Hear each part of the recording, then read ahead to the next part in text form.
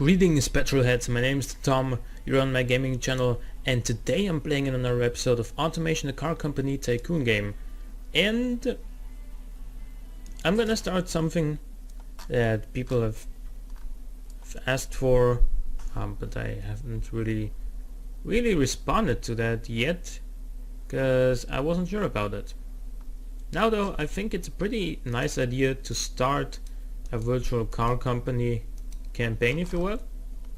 I've been thinking long and in depth about what sort of era I start in, and I've chosen to start in 1955 because I think that's a pretty interesting era to start in, and I'm gonna, since I'm Austrian, I'm gonna start this as a sort of European, like with a European style to it. I'm going to also host a straw poll where you can like similar to what Cone Dodger did on his new startup with the Vector Automotive Challenge, where you can vote whether you would be interested in a car like this or not. And didn't he also start with this body shell, now that I think about it? Well, but whatever, this car is gonna be much different anyway. Let's go for a steel on a ladder chassis. Like, monocoques aren't really popular yet in 1955. Maybe on race cars, but definitely not on street cars. And because they're cheaper, I'm gonna choose McPherson's front suspension and then leaf springs rear, because that was a very popular suspension setup for the rear end. Gorgeous, looks just like it should be. For the panel material, now this is going to be a concept car. What if we make it actually light and use something like handmade aluminium? Let's compare these. Handmade aluminium has very low tooling cost compared to the high tooling costs on steel. And production units are very high as opposed to low though. But then again, if this is a concept car, then it's gonna be a one-off anyway, so the production units shouldn't be that big of a problem. Corrosion is low, prestige is very high. And I think my opinion here differs a little bit with Cone Dodger's, because he said that that the prestige on a concept car isn't that important. I think it is. I think it is important to have a high prestige on your concept car, because if the prestige isn't what draws attention at the car shows, then what other stat would represent that. So let's get started with the grille here. Put the badge on the nose. We do not have an identity yet. Like the idea behind AMW is that they started off as a bunch of Austrian engineers who weren't really that organized, had great ideas, and but maybe lacking a little bit of finesse, if you will, maybe lacking a little bit of the execution and the promotion of getting noted and whatnot. So I'm gonna do this like this, then add some indicators right below that.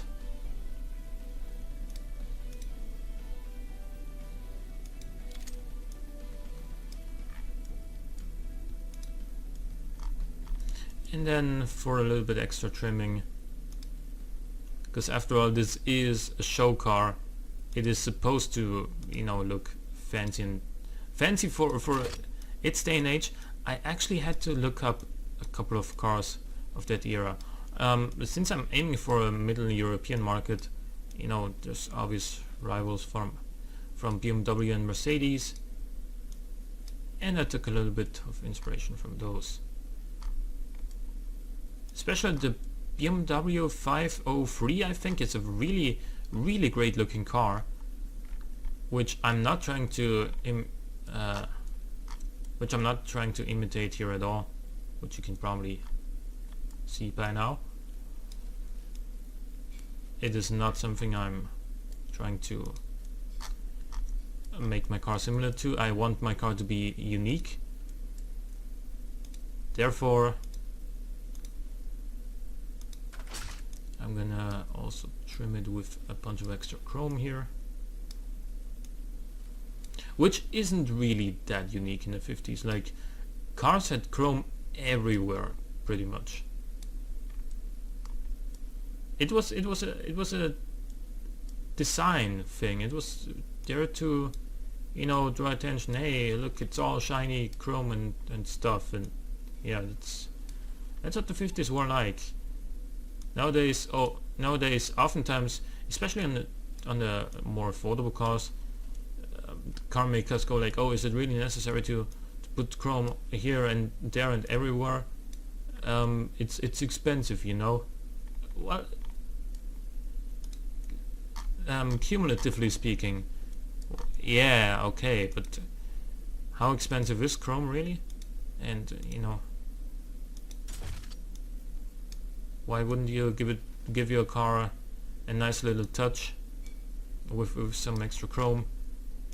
Not everywhere, obviously, but on some parts that you find particularly noteworthy.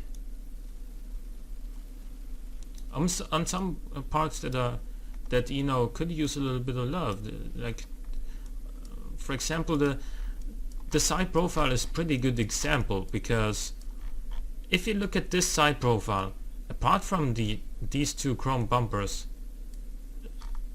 and the mirrors and what is going to be the door handles, there's nothing on here. So we might as well give it some chrome to spice it up and, you know, make it look nice.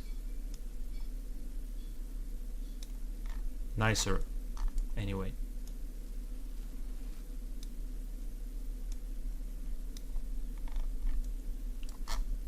And I mean, this should probably go without saying, but I made this car with longitudinal engine placement because rear-wheel drive was basically like not even standard. It was pretty much the only option he had back then. The like front-wheel drive didn't really exist, and therefore, you know, all cars were rear-wheel drive. And I also don't think that all-wheel drive existed back then. Maybe it did. No, but then if it did, then front-wheel drive would exist as well. So, you know, it just makes sense that all-wheel drive wasn't really a thing back then. So while we're here, we're also gonna run some chrome like this.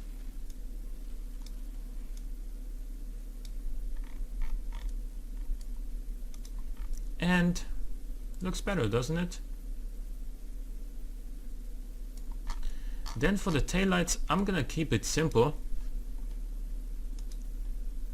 because, you know, we're not in the 2010s. We're in the 1950s, where the cars had taillights that looked pretty much like this. But I am going to rotate them a little bit and, you know, make them look a little bit more unique, like this. This reminds me of Cadillacs and all that, which is a good thing, because I like the Cadillacs from that era, the designs at least.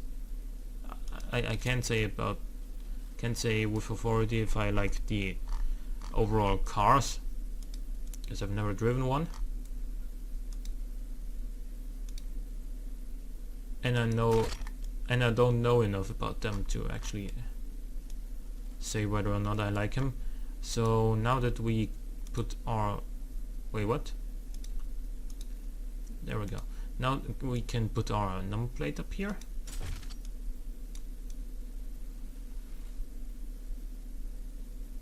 And then some exhausts. Wait. What is this? What is causing this?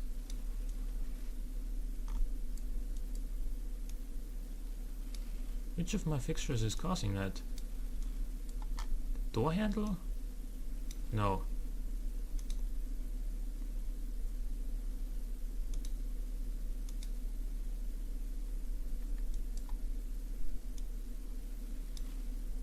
This isn't causing it either. It has to be this, basically. No? This? No? The number plate? No. Okay, so apparently this is just bugged. But we can do something about this. Now just imagine that we didn't have to fix this like that.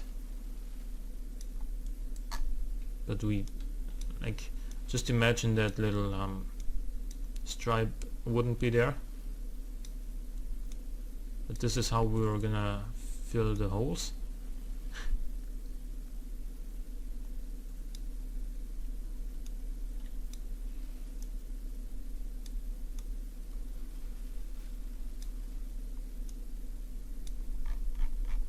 More or less. And then some exhaust as well. I'm gonna go for some pretty small chrome ones.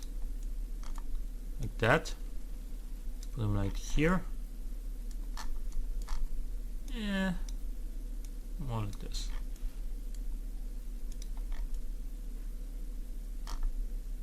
Oh yeah. Now let's paint it. Red.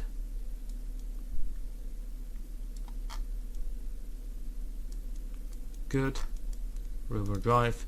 And I was doing a little bit of research, at least what kinds of engines European makers were using back then. Largely inline sixes and V8s. You know, V6s weren't really a thing yet. For example, the aforementioned BMW 503 had a 3.2 liter pushrod V8. Yeah, that was when European makers were still running pushrods, not in 2015.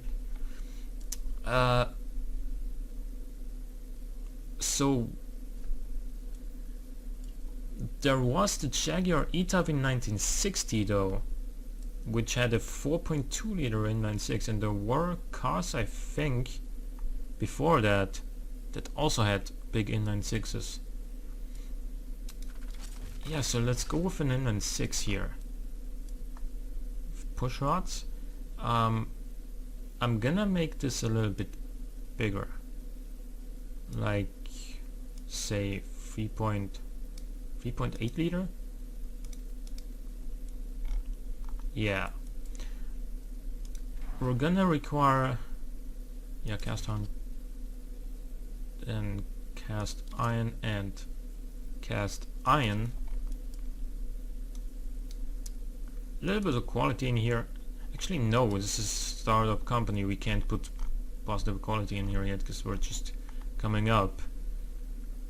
Like, it's very, very rare that a startup company would make parts that are as high quality as one of the established ones.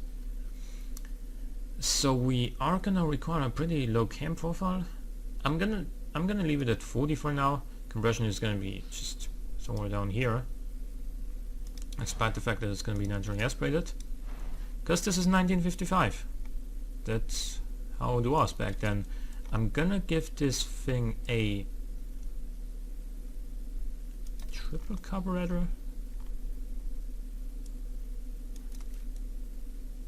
No. 4 parallel twin carburetor. This actually looks awesome, so yeah, this is what I'm gonna do.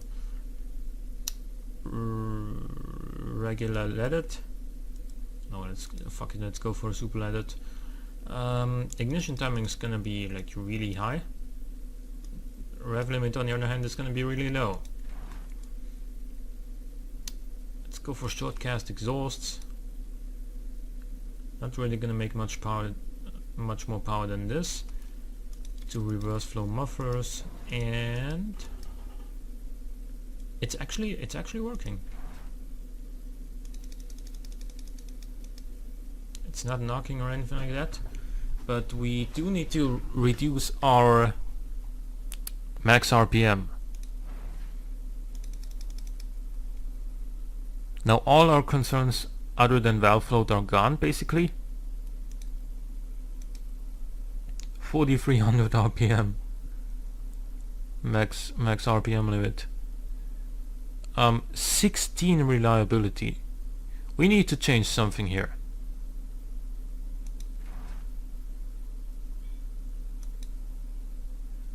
This gives us less reliability, increasing the head quality. Oh yeah, because we're making more torque.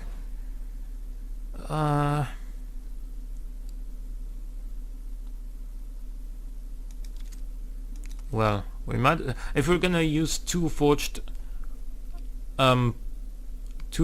components, we might as well go all the way. 35.7. How about this then? 4200 RPM is the max power. 4500 is our rev limit now. I think that's fine. 36.1 reliability is fine. 173 horsepower in 1955 is quite a lot. Oh, and our exhaust is too small. No, it isn't. Actually, what did I say earlier? I'm probably not gonna be able to get the quality parts. So what do I do now? 35.7 is fine. 170 horsepower.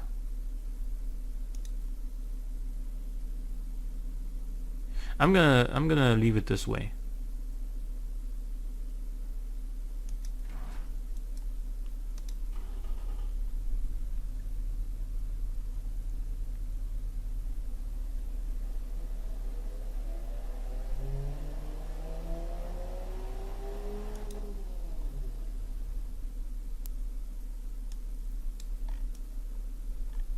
So, this is our engine right here.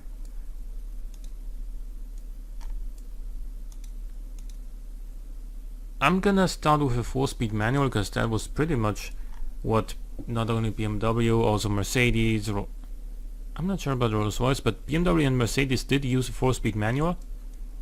I'm gonna not use any differential, which is probably gonna be a little bit of a problem for the tires, because keep in mind, tires were skinny back then, very skinny. You've got to be kidding me. 145s. 155s. Yeah. Sports tires, whatever that actually means in 1955. Something like this as a rim.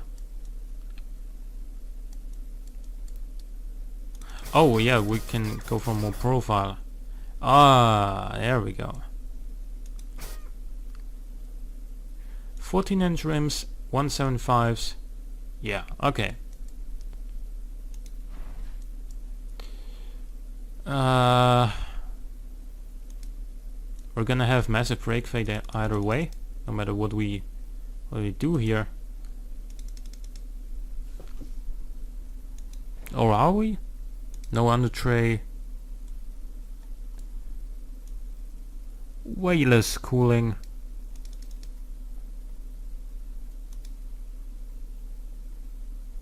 No quality here. 4 seats.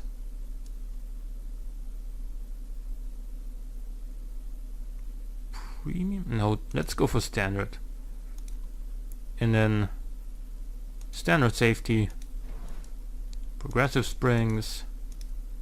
Oh, let's go for standard. And then let's go for sport first. Even though it's not really gonna be that sporty, or is it? Well, nice drivability to sportiness ratio.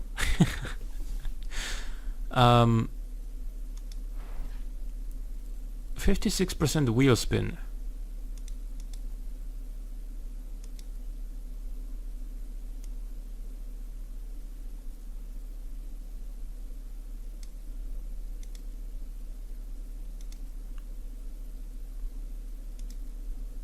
What about this? Okay. Automatic locker. It does cost another $170, but it is worth it for the acceleration and especially the drivability gained. What else? What else is affecting our drivability? The tires, the wheel spin, obviously, the suspension options. Well, what am I supposed to choose here? This makes it more drivable? Yeah. Let's go with this.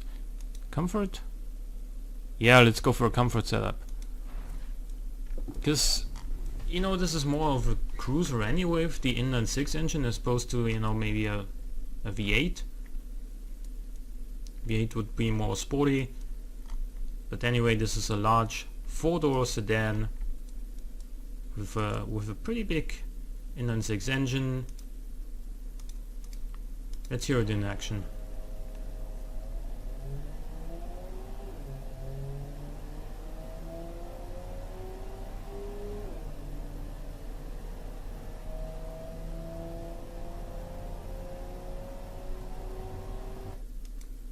.28 seconds over the quarter mile.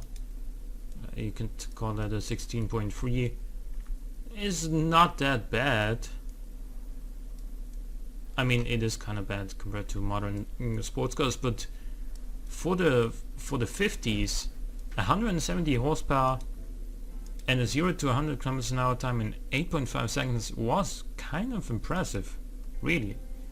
And the economy is not too bad, even though, you know, economy concerns back then were not really existent. So let me know what you think about the car in the comments. I'm gonna post a straw poll about whether or not you think this car has what it takes to be put into production, or if you would be interested to buy a car from our company based on this car. So I'm gonna name this later on. Hope you guys enjoyed the episode, and please don't forget to check out the straw poll. Please, if you did enjoy the episode, click the like button, it helps out a great deal. Subscribe if you wanna see more in the future. For now, thanks for watching, and I will see you next time.